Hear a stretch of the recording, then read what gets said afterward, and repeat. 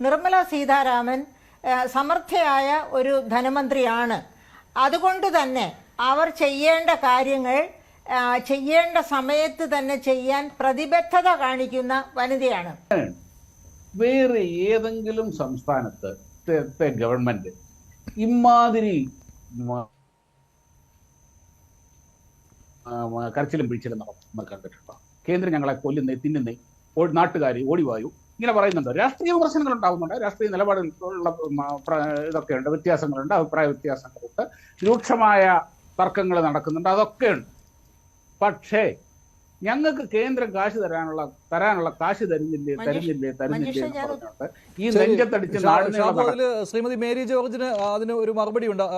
ഷാബു പ്രസാദ് പറഞ്ഞതുപോലെ തന്നെ കേരളത്തെക്കാൾ കൂടുതൽ കുറവ് അനുഭവിക്കുന്ന ഒരു സംസ്ഥാനമാണ് കർണാടകം. അതുപോലെ തന്നെ കേരളത്തെ പോലെ തന്നെ കുറവ് അനുഭവിക്കുന്ന സംസ്ഥാനങ്ങളാണ് നമ്മുടെ ആന്ധ്രാപ്രദേശും തെലങ്കാനയും. ഇവരാരും കരയുന്നില്ല. ഏകദേശം നമുക്കുണ്ടായതിന്റെ ഇരട്ടി നഷ്ടം. പക്ഷേ കർണാടകത്തിൽ ഒരു ധനപ്രതിസന്ധിയും ഇല്ല. കർണാടകം പറയുന്നില്ല ഞങ്ങളെ കേന്ദ്രം ചതിക്കുന്നു, കേന്ദ്രം തരുന്നില്ല എന്ന് പറയുന്നില്ല. അതുപോലെ ആന്ധ്രാപ്രദേശ് പറയുന്നില്ല, തെലുങ്ക് ദേശം പറയുന്നില്ല. അപ്പൊ എല്ലാ സൗത്ത് ഇന്ത്യൻ സ്റ്റേറ്റ്സിനും കുറവ് വന്നു. ആ കൂട്ടത്തിൽ ഏറ്റവും കുറവ് വന്നത് കർണാടകത്തിനാണ്. കർണാടകം പോലും ഇന്ന് നിർമ്മല സീതാരാമൻ കേന്ദ്ര ധനമന്ത്രി നൽകിയ മറുപടി അത് കേരളം ഇതുവരെ ഉന്നയിച്ചിട്ടുള്ള കാര്യങ്ങൾക്കുള്ള എണ്ണിയുള്ള കേന്ദ്രത്തിന്റെ കണക്കുകൾ അവതരിപ്പിച്ചുകൊണ്ടുള്ള ഒരു മറുപടിയാണെന്ന് താങ്കൾ കരുതുന്നുണ്ടോ?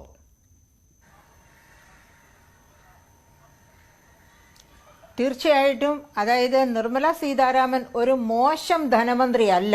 ഒരു പക്ഷേ ഇന്ത്യയുടെ ചരിത്രത്തില് ധനമന്ത്രിമാരായിട്ട് അധികം സ്ത്രീകൾ വന്നിട്ടുണ്ടാവില്ല. പക്ഷേ നിർമ്മല സീതാരാമൻ സമർത്ഥയായ ഒരു ധനമന്ത്രിയാണ്. അതുകൊണ്ട് തന്നെ അവർ ചെയ്യേണ്ട കാര്യങ്ങൾ ചെയ്യേണ്ട സമയത്ത് തന്നെ ചെയ്യാൻ പ്രതിബദ്ധത കാണിക്കുന്ന വനിതയാണ്. എണ്ണി അവർ പറഞ്ഞത് നമ്മുടെ ശ്രീ ബാലഗോപാൽ സാധാരണ ഉയർത്താറുള്ള വിമർശനങ്ങളുടെ മുനയൊടിക്കുന്ന തരത്തിലുള്ള മറുപടികളാണ്. എന്താണ് അവർ? ഉദാഹരണത്തിന് നമുക്ക് വിധവ പെൻഷൻ, വാർദ്ധക്യകാല പെൻഷൻ, അതുപോലെ ഡിസേബിൾഡ് ആയിട്ടുള്ളവരുടെ പെൻഷൻ ഇതെടുക്കുക. ഈ മൂന്നും കേന്ദ്രവും സംസ്ഥാനവും കൂടി പങ്കുവയ്ക്കുന്ന പെൻഷനാണ്. ഈ പെൻഷനിൽ കേന്ദ്രത്തിന്റെ വിഹിതം കൃത്യമായിട്ട് കൊടുത്തിട്ടുണ്ട്. അതായത് 604.14 കോടി ഇക്കഴിഞ്ഞ ഒക്ടോബറിൽ, അതായത് കഴിഞ്ഞ മാസം കൊടുത്തു തീർത്തു എന്ന് അവർ തീർത്തു പറയുന്നു. പക്ഷേ ഇവിടുത്തെ കാര്യം നമ്മൾ ഓർക്കണം, ഈ പെൻഷൻ അവിടെ നിന്ന് കിട്ടിയിട്ടും 5 മാസമായി നമ്മുടെ സംസ്ഥാനത്തെ ഈ പറയപ്പെട്ട സാമൂഹ്യ സുരക്ഷാ പെൻഷൻ കൊടുത്തിട്ടില്ല. അപ്പോൾ മാത്രവുമല്ല, ഈ സാമൂഹ്യ സുരക്ഷാ പെൻഷൻ കൊടുക്കാൻ വേണ്ടിയാണ് കഴിഞ്ഞ ബജറ്റിൽ നമ്മുടെ ധനമന്ത്രി ശ്രീ ബാലഗോപാൽ 2 രൂപ ഇന്ധന സെസ് ഏർപ്പെടുത്തി. അത് സാമൂഹ്യ സുരക്ഷാ സെസ് ആണ് എന്ന് പ്രഖ്യാപിക്കുക കൂടെ ചെയ്തു അതായത് ബജറ്റ് പ്രസംഗ വേളയിൽ.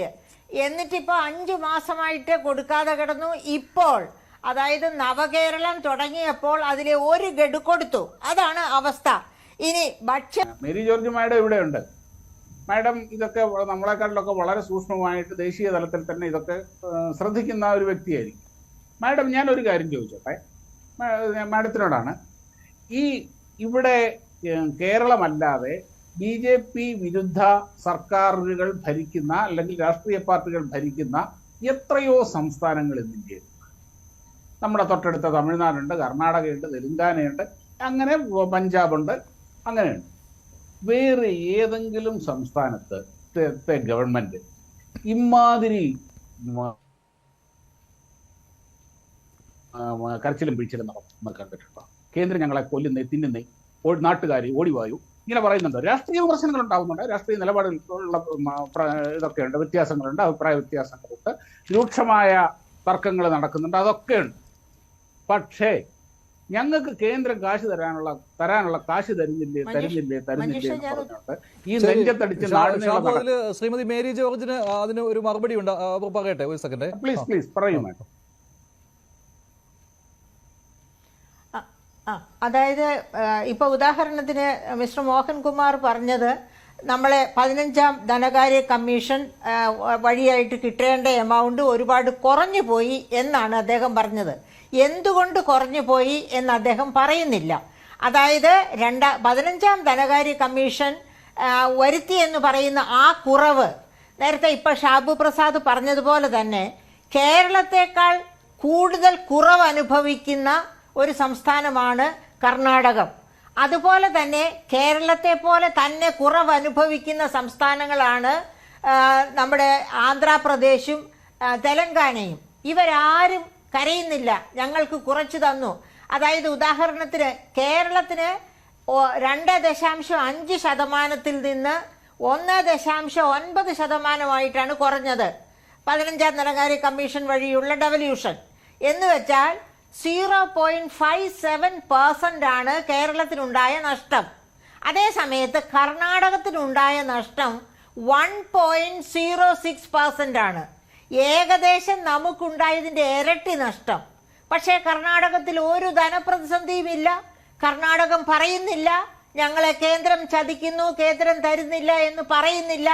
അതുപോലെ ആന്ധ്രാപ്രദേശ് പറയുന്നില്ല, തെലുങ്ക് ദേശം പറയുന്നില്ല. തമിഴ്നാടും വിക്റ്റിമാണ്.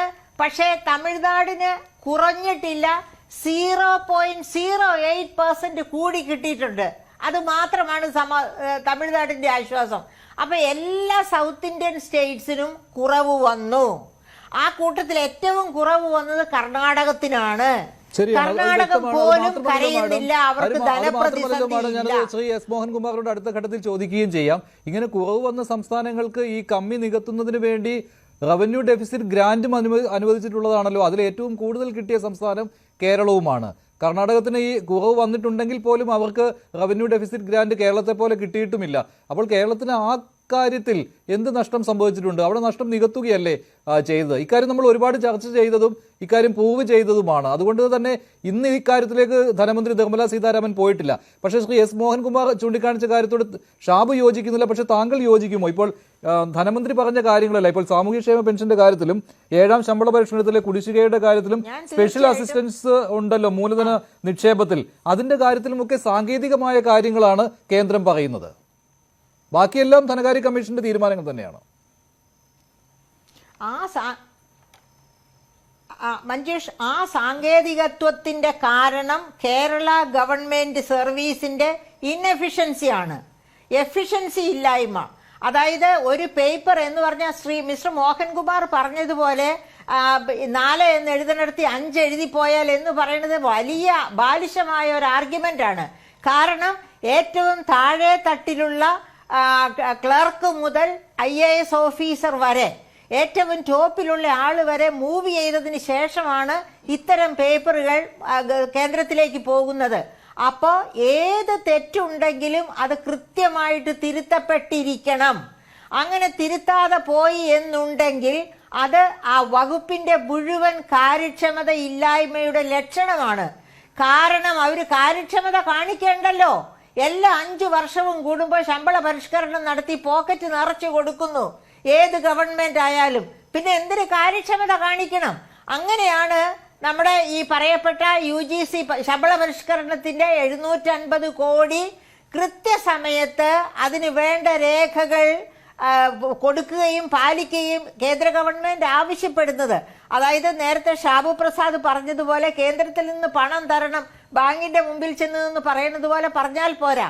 അതായത് നിർമ്മല സീതാരാമൻ തന്നെ നേരത്തെ ചൂണ്ടിക്കാട്ടിയിട്ടുണ്ട്, പലതരത്തിലുള്ള പണം കേന്ദ്രത്തിൽ നിന്ന് കിട്ടിയത് വകമാറ്റി ചെലവഴിച്ച പ്രശ്നങ്ങൾ, മുഴുവൻ ചെലവഴിക്കാതെ ലാപ്സാക്കി കളഞ്ഞ പ്രശ്നങ്ങൾ, ഇങ്ങനെ പല പ്രശ്നങ്ങളുണ്ട്. ഉദാഹരണത്തിന് ഞാൻ ഒരു എക്സാമ്പിൾ പറയാം. അതായത് നമ്മുടെ